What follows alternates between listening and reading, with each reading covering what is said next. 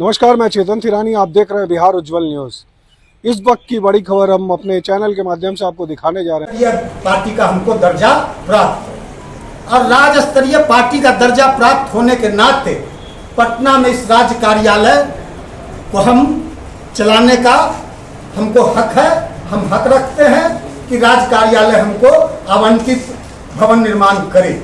इसके लिए जब 2021 में आपको बता दे 2021 में राष्ट्रीय लोक जनशक्ति पार्टी दो भागों में बटी और एक भाग को राष्ट्रीय लोक जनशक्ति पार्टी का नाम दिया। उस समय हमारे साथ पार्टी के सभी 5 सांसद थे।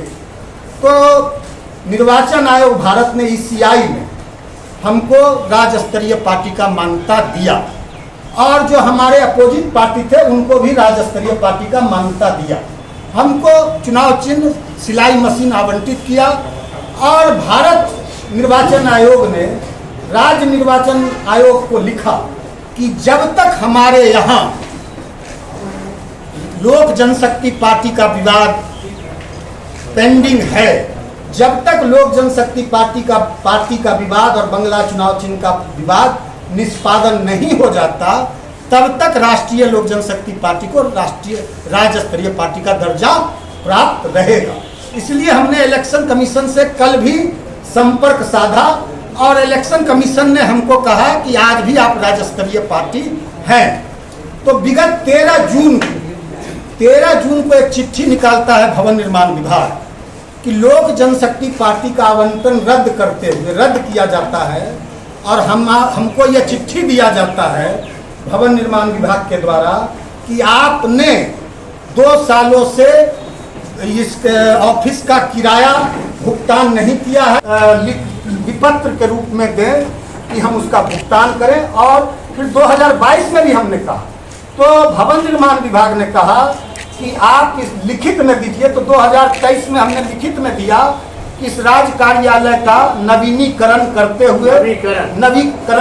हुए राष्ट्रीय लोक जनशक्ति पार्टी के रूप में दिया जाए, नवीनीकरण किया जाए और जो बकाया किराया है उसका विपत्र दिया जाए जिसका हम भुगतान कर सके। इसका भी रिसीविंग है हमारे पास।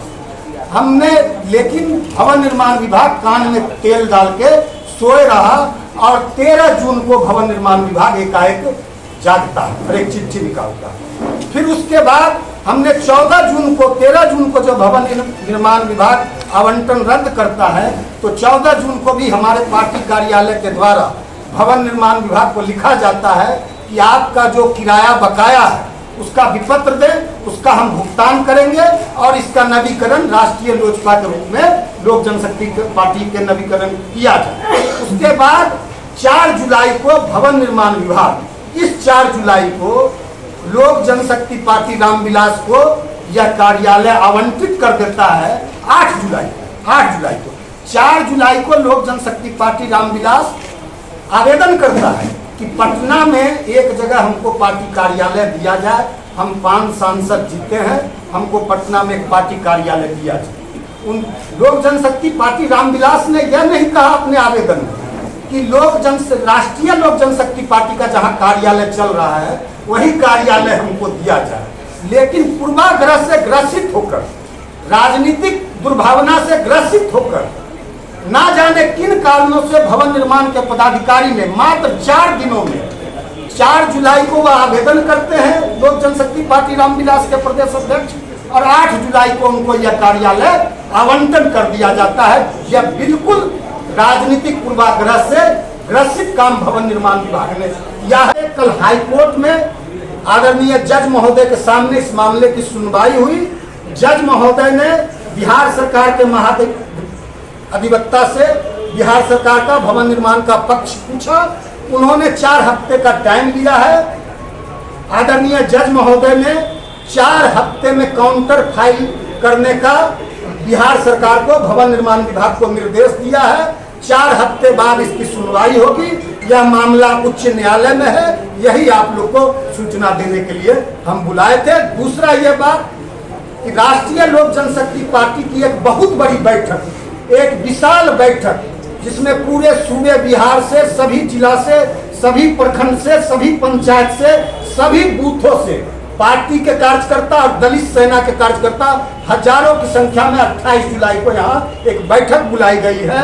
उस बैठक में हम लोग पूरे बिहार में यह निर्णय लिया गया है कि आदरणीय राष्ट्रीय अध्यक्ष पशुपति कुमार पारस जी के नेतृत्व में पूरे पार्टी के लोग पूरे बिहार के गांव-गांव जाएंगे, गली-गली जाएंगे, जिले मोहल्ले में जाएंगे, गांव टोले में जाएंगे, खेत खलियान में जाएंगे, पार्टी के संगठन को मजबूत करेंगे, पार्टी के संगठन को और भी विस्तार देंगे, राष्ट्रीय लोक जनशक्ति पार्टी को एक बड़े ऊंचाई पे ले जाएंगे और उस दिन से हम लोग बिहार में विधानसभा का जो 2025 में चुनाव होना है उसका शंखनाद करेंगे और 243 सीट पर हम लोग उस दिन से अपनी विधानसभा चुनाव की तैयारी शुरू। ऐसे ही तमाम खबरों के लिए आप सभी बने रहिए हमारे साथ और देखते रहिए बिहार उज्जवल न्यूज।